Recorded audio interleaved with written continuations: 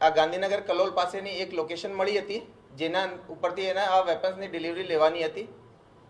આ વેપન્સ એને કોણ આપી ગયો એ બાબતે જ્યારે તપાસ કરવામાં આવેલી તો એના ફોન ડિટેલ્સમાંથી અમને એક ફોન નંબર પણ મળી આવેલો, બીજી ઘણી બધી ડિટેલ્સ પણ મળી આવેલી.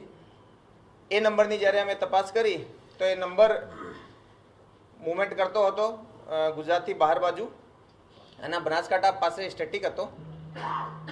આ એક ટીમ એના ઇન્ટ્રોગેશનમાં અહીંયા અમદાવાદ એટીએસ ખાતે લાગેલી હતી, ત્યારે એક બીજી ટીમ જેમાં ડીવાયએસપી વિરજીત પરમાર, ડીવાયએસપી કે પટેલ, પીઆઈ CH પનારા અને બીજા અધિકારીઓ જોડાયેલા હતા.